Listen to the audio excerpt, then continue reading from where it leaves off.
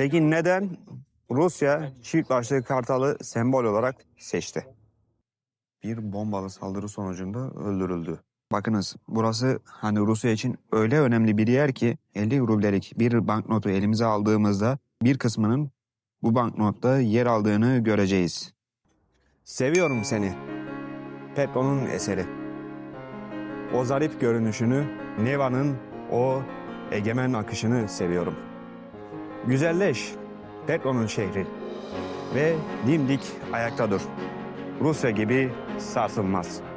Fethedilen yerler seninle barış içinde olsun. Hepinize merhabalar arkadaşlar. Rusya serimize devam ediyoruz ve Petersburg şehrindeyiz.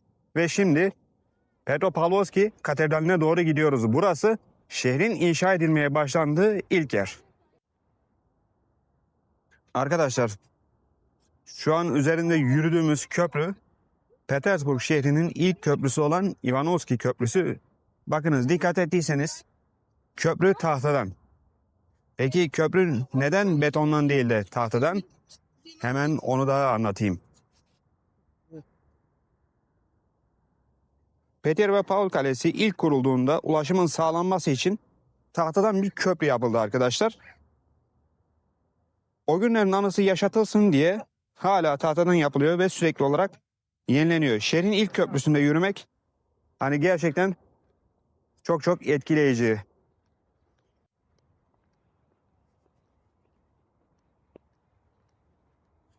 Bakın şimdi yavaş yavaş bu köprüden içeriye doğru gireceğim.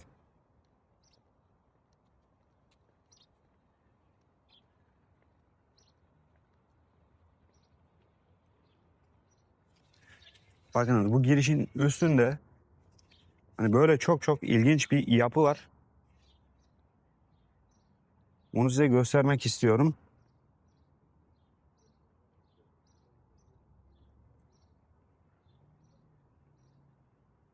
Yani bu simge neyin simgesi onu tam olarak çözemedim açıkçası.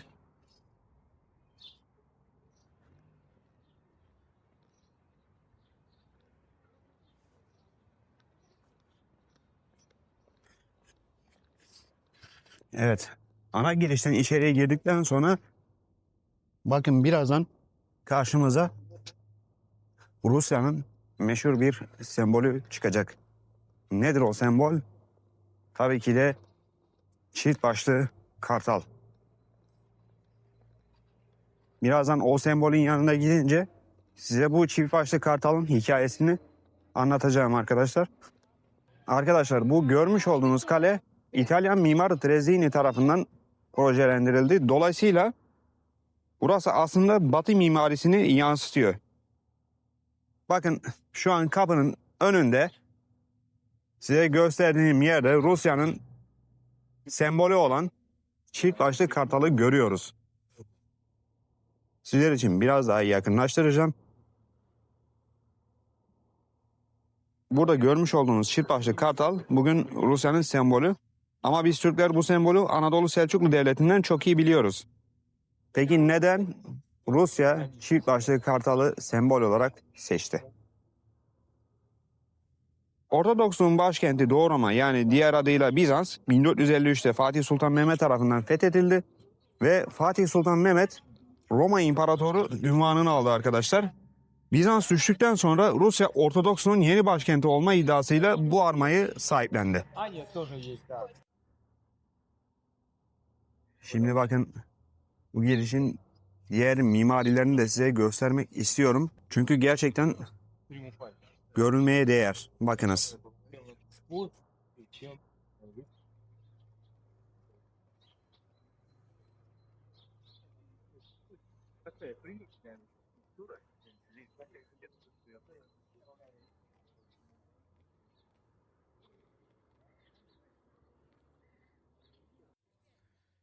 Evet. Şimdi bu karşıda görmüş olduğunuz uzun yapı Petropavlovsk Katedrali. Arkadaşlar Rusya'daki Romanov hanedanlığının mezarı da aslında tam olarak burada. Mesela kimlerin mezarı burada? Çar 1. Petro, Kraliçe 2. Yekaterina gibi Rusya'nın çok önemli isimlerinin mezarı burada arkadaşlar. Birazdan biz de ziyaret edeceğiz. Ve bu katedralle alakalı şöyle de bir ilginç bilgi var. Onu da hemen söyleyeyim. Bir dönem bu katedralden daha yüksek bir yapıyı inşa edemiyordunuz arkadaşlar. Böyle bir yasak vardı. Ama günümüzde o yasak yok.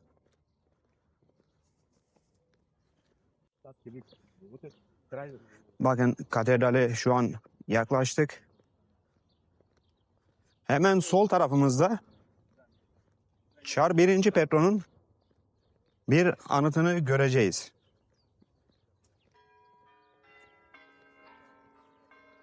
Çanlar çalmaya başladı.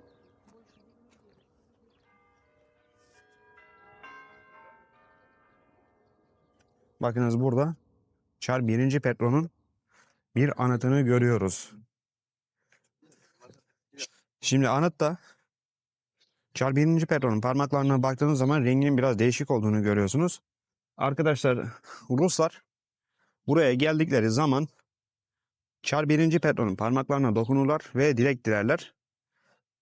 Ancak şunu da belirtmek istiyorum ki gördüğünüz üzere bu anıt çok orantısız.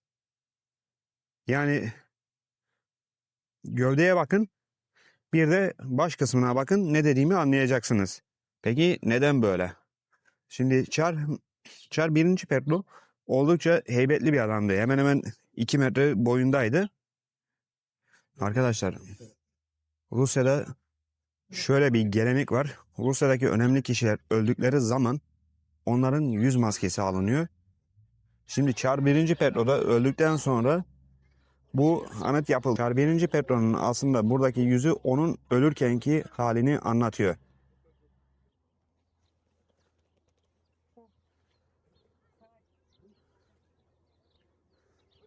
Şimdi bu anıt hemen size gösterdiğim, bakınız. Petropavlovski Katedrali'nin hemen yan tarafında. Arkadaşlar bu katedralin yani hiç kuşkusuz en önemli özelliği Romanov hanedanlığının aile mezarlığı olmasıdır. Rusya'daki tüm Romanov hanedanlığının yöneticileri burada ebedi uykusunda. Şimdi biz de gireceğiz. Arkadaşlar katedralin girişi, bakınız bu sağda gördüğümüz yer değil. Onu size söyleyeyim. İleriden sağa döndüğünüzde düz bir şekilde gidip tekrar sağa dönmeniz gerekiyor.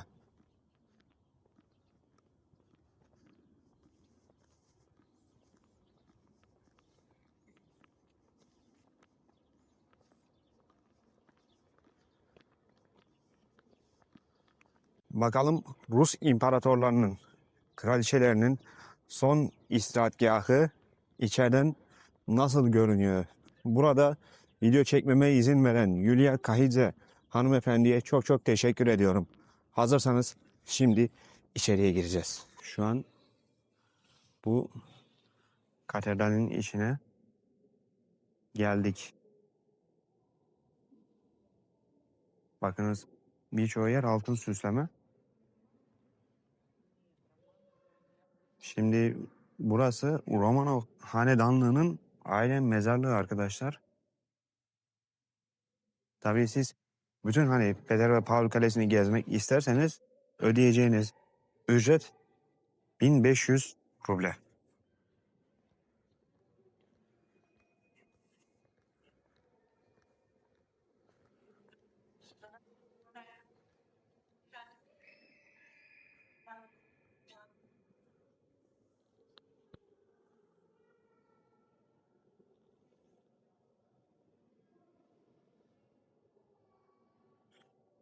Şimdi bakın, en sağa geldiğim zaman bakınız burada Rusya'nın hiç kuşkusuz en büyük imparatoru, en büyük yöneticisi olan Çar 1. Petro'nun mezarını görüyoruz. Hemen Çar 1. Petro'nun, bakınız yan tarafında Kraliçe 1. Yekaterina'nın mezarını görüyorsunuz. Kendisi Çar 1. Petro'nun eşidir arkadaşlar.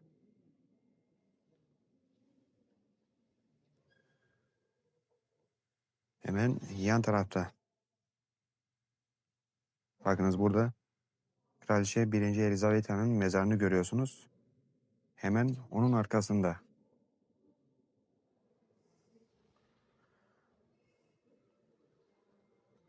Kraliçe 2. Yekaterina'nın mezarını görüyorsunuz. Kraliçe 2. Katerina'nın mezarının hemen yan tarafında Çar 3. Petro'nun mezarı var. Bakınız, Çar 1. Petro'nun mezarının hemen arka tarafında ise Kraliçe Anna Ivanovna'nın mezarı bulunuyor.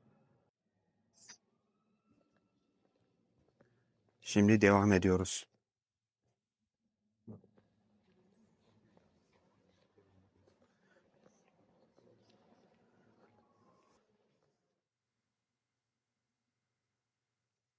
Bakınız, burada Anna Petrovna'nın mezarını görüyoruz.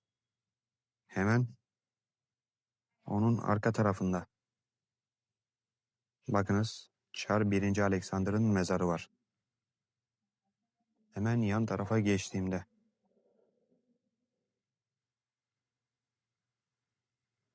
Hemen burada da Çar 1. Nikolay'ın karısı Kraliçe Alexandra Fyodorovna'yı görüyorsunuz.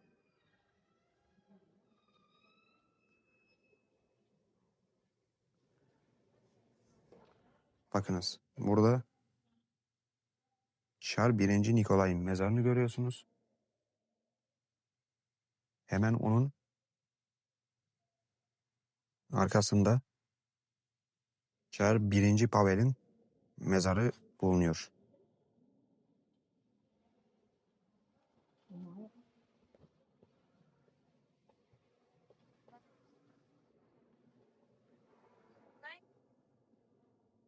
Bakın, Çar 1. Pavel'in mezarının hemen yan tarafında da Kraliçe Maria Feodorovna'nın mezarı bulunuyor. Tabi onları çok net gösteremiyorum çünkü şu an bu durduğum bölgeden ileriye daha da gidemiyorum arkadaşlar. Şimdi bakalım burada kim var?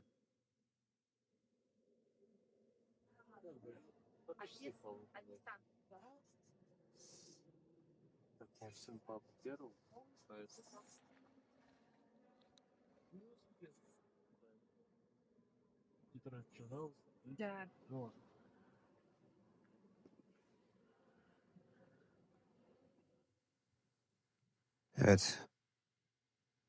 Burada da Konstantin Pavlovich'in mezarını görüyoruz. Kendisi bir knez arkadaşlar. Şimdi knezlikleri size şöyle özetleyeyim bilmeyenler için. Arkadaşlar, knezlikler Avrupa'da kontluklara, Türk tarihinde ise beyliklere denk geliyor.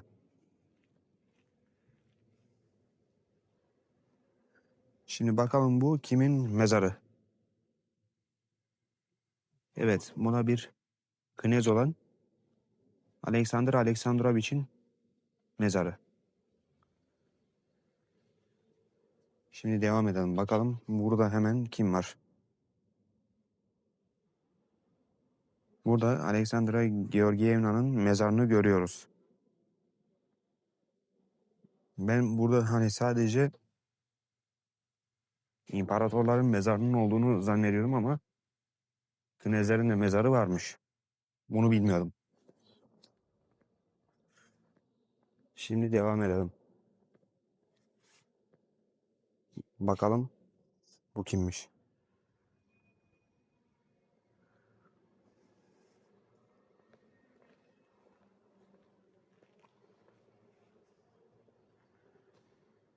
Az önce size gösterdiğim kişi Kraliçe Maria Feodorovna'ydı.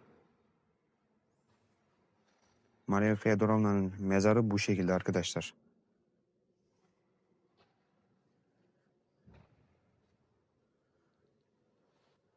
Şimdi burada Çar 3. Alexander'ın mezarını görüyorsunuz.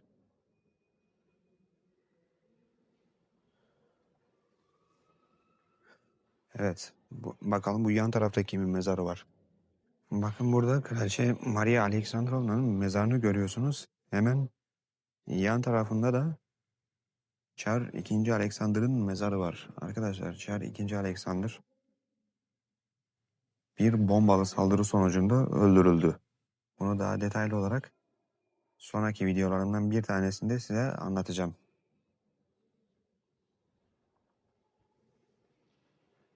Şimdi bakalım burada kim var? Knez Nikolay Aleksandrovich var.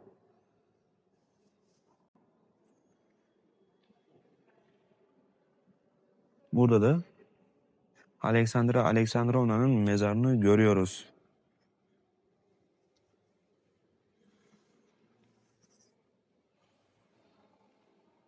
Şimdi devam edelim bakalım.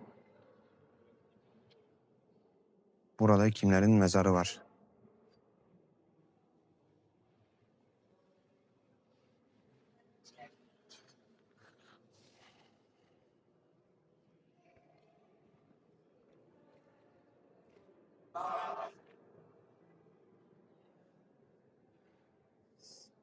Şimdi burada Çar Alexey Mihailovich'in mezarını görüyorsunuz. Arkadaşlar kendisi Çar 1. Petro'nun babasıdır.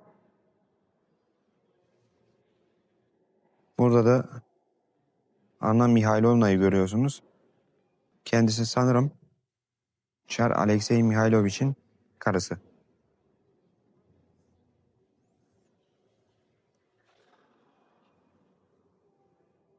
Burada da Maria Mihailovna'nın mezarını görüyoruz. Şimdi yan tarafta Mihail Pavlovich'in mezarını görüyoruz. Şimdi Romanov hanedanlığının Çar 1. Petro'dan sonraki tarihini biliyordum ama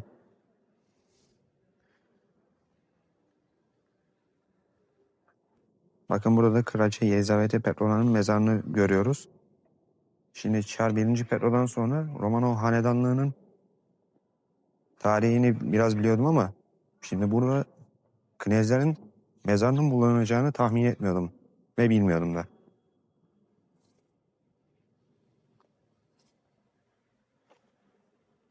Bakın burada da Yekaterina Mihailovna'nın mezarını görüyoruz.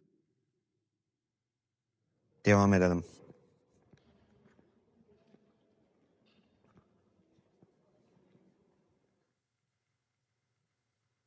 Burada da Knez Alexey Mihailovich'in mezarını görüyoruz. Bunu az önceki Alexey Mihailovich'le karıştırmayın sakın. Bu farklı.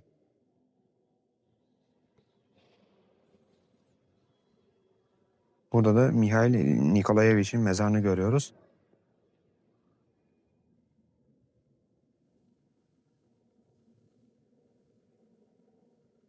Evet, Kraliçe Olga Fedorovna'nın mezarı.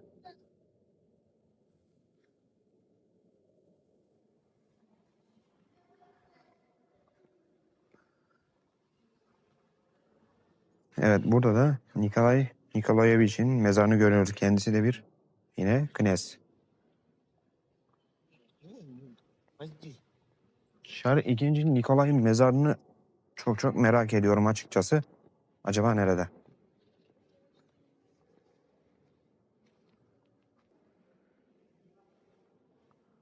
Şimdi son olarak sizlere Çar 2. Nikolay'ın mezarını göstereceğim.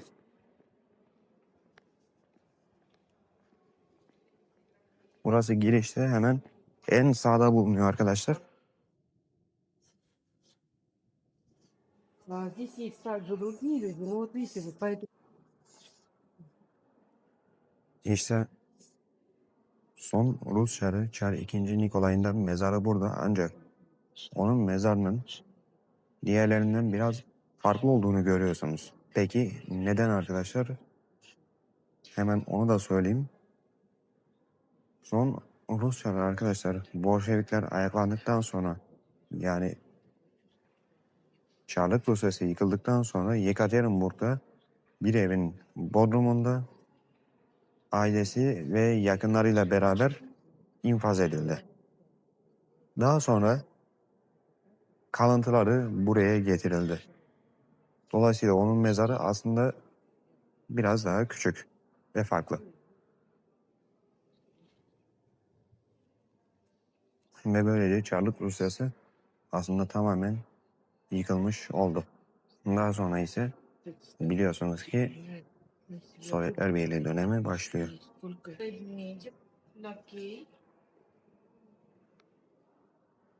Şimdi burada son olarak da sizlere bakınız mimariyi göstereceğim ki yani burasının gerçekten ne kadar güzel bir yer olduğunu anlayın.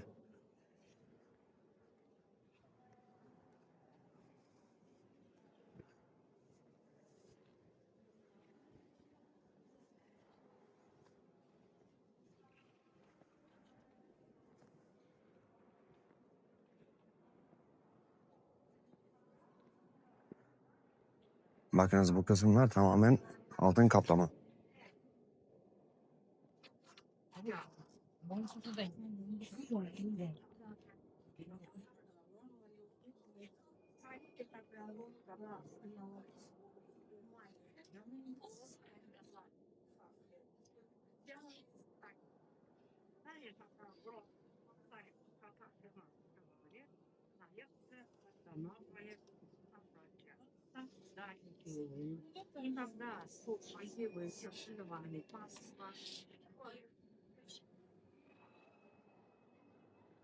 Yani Ruslar gerçekten hani mimariye çok önem vermişler. Bunu bakınız gittiğimiz hemen hemen her yerde görüyoruz.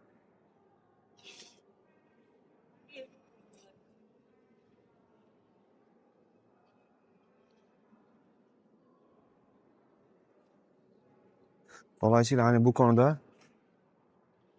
gerçekten bence tebriği hak ediyorlar. Ve takdiri de hak ediyorlar.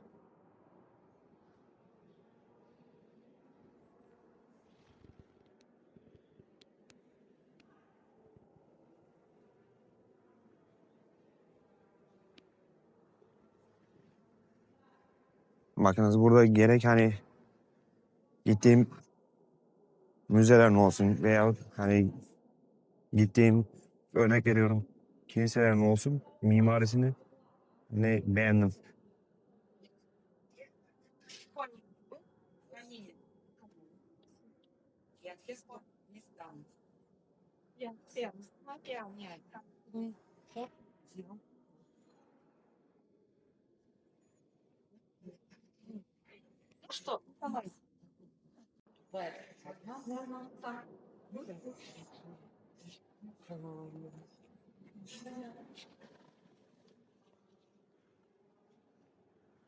Şimdi katedralin çıkışı tam olarak bakınız bu görmüş olduğumuz kapıdan.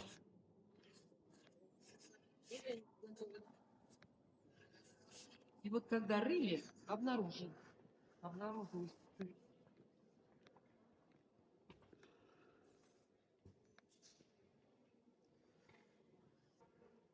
Bakınız buradan hemen sağa döndüğümüzde bizi ilginç bir yer daha karşılayacak.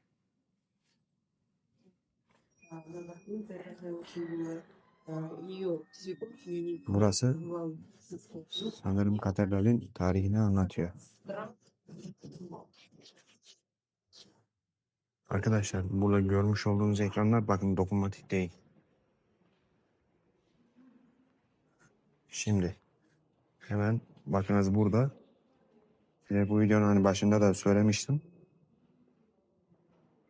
Rusya'da önemli kişiler öldüklerinde onların yüz maskesi yapılır. Şimdi burada da Çar 1. Petro'nun yüz maskesini yakından görüyorsunuz.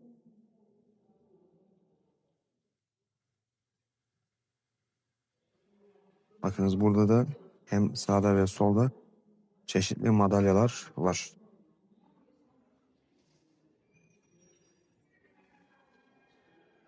Bakınız burada Çar 1. Petro'yu yine görüyoruz.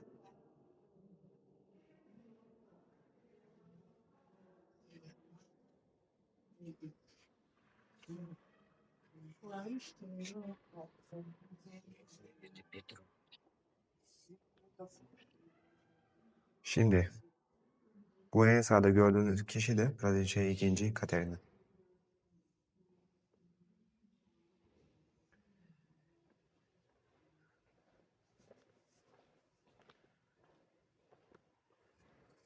Evet, burada bakınız, burada ortada Çar 1. Alexander'ın büstünü görüyorsunuz. Sağ tarafta Knez Konstantin Pavlovich'in büstü var. Burada da Knez Mihail Pavlovich'in büstü var.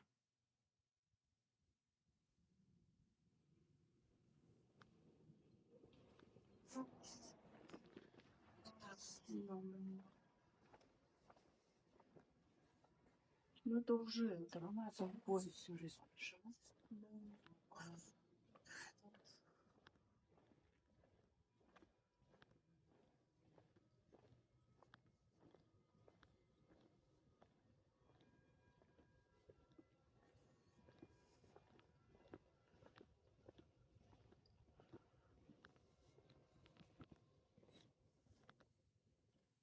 Bakınız, burada da böyle ilginç anıtlar var.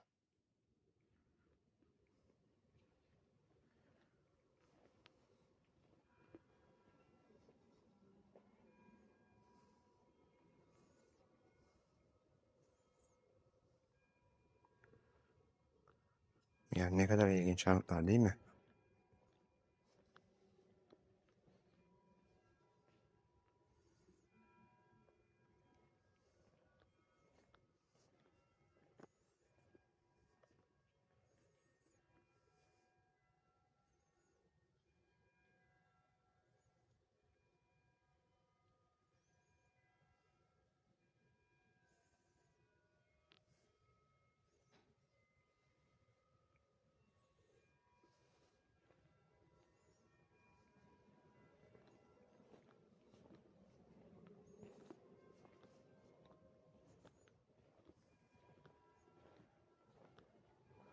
Şimdi burada da böyle bir bölüm görüyorsunuz. Bakınız, bu köşede son Rus çarı Çar 2. Alexander'a ayrılan bir köşe.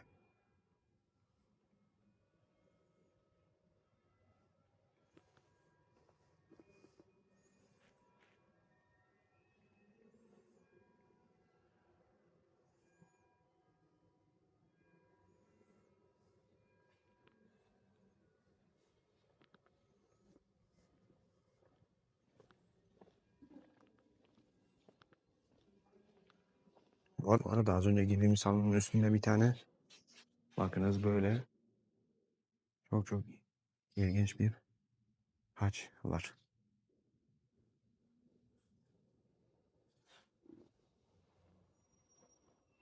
Şimdi artık buradan çıkma vakti geldi ki size bu yapıyla alakalı daha fazla da bilgi vereceğim. Onu size söyleyeyim. Çıkış bakınız tam bu karşımızdaki kapıdan. Şimdi dışarıya çıktık ve biliyorsunuz 2 tane yer gezdik burada. Ve o 2 yer için 1500 ruble ödedik. Aslında biz bu 1500 rubleyi ne için ödemiştik biliyor musunuz? Burada gördüğünüz 19 tane müzeyi gezmek için. Yani siz bu 1500 ruble ile burada görmüş olduğunuz 19 tane müzeyi gezebiliyorsunuz arkadaşlar. Tabii benim vaktim olmadığı için şu an maalesef hepsini gezemeyeceğim. Onu da size belirteyim. Tarihler 16 Mayıs 1703'ü gösterdiğinde Çar 1. Petro İsveçlilerle yapılan bir savaşta burayı İsveçlilerden aldı. Aslında bu topraklar tarih boyunca İsveç ve Ruslar arasında sürekli el değiştirdi arkadaşlar. Rusya burayı aldıktan sonra Çar 1. Petro buraya bir kale yaptırdı. Dolayısıyla burası Petersburg şehrinin inşa edildiği ilk yer. Yani Çar 1. Petro bu şehri inşa ederken ilk taşı buraya koydu arkadaşlar. Bakınız, burası hani Rusya için öyle önemli bir yer ki 50 rublelik bir banknotu elimize aldığımızda Petropavlovsk Katedrali'nin bir kısmının bu banknotta yer aldığını göreceğiz. Şimdi videomuzun sonuna geldik. Ancak bu videoyu dünyaca ünlü yazar Alexander Pushkin'in Bronz adlı şiirinden yazmış olduğu dörtlükle sonlandırmak istiyorum. Issız dalgaların kıyısında büyük düşüncelerle doluydu ve uzaklara baktı. Önünde nehir genişçe akıyordu. Doğa burada bizi Avrupa'ya bir pencere açmaya ve deniz kenarında sağlam durmaya mahkum etti. Peki siz bu yer hakkında ne düşünüyorsunuz? Bunu lütfen yorumlarda belirtin. Bir sonraki videoda görüşmek üzere. Kendinize iyi bakın.